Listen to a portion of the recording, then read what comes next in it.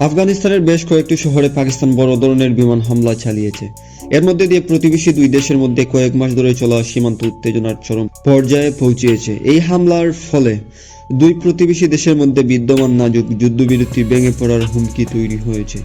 গত বছরের অক্টোবরে প্রাণঘাতী সীমান্ত সংঘাতের পর এই যুদ্ধবিরতি কার্যকর হয়েছিল। পাকিস্তান বলেছে তারা বারবার আফগান তালেবান কর্তৃপক্ষকে তাদের মাটি ব্যবহার করে প্রচলিত সমস্ত গোষ্ঠীগুলোর দমনের আহ্বান জানিয়েছে, কিন্তু কাবুল কার্যকর কোনো পদক্ষেপ নিতে ব্যর্থ হয়েছে।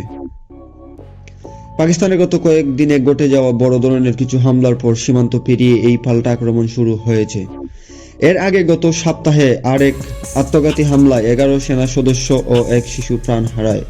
কর্মকর্তারা পরে হামলাকারীকে আফগান নাগরিক হিসেবে শনাক্ত করেন।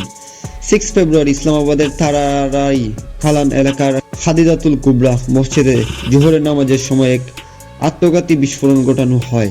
এতে অন্তত 31 জন মুসল্লি নিহত ও 170 জন আহত হন।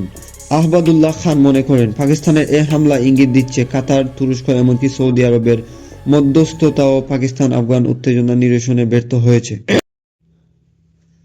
আফগানিস্তানের বেশ কয়েকটি শহরে পাকিস্তান বড় ধরনের বিমান হামলা চালিয়েছে।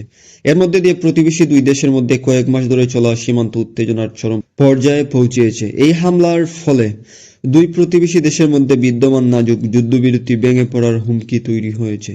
গত বছরের অক্টোবরে প্রাণঘাতী সীমান্ত সংঘাতের পর এই যুদ্ধবিরতি কার্যকর হয়েছিল।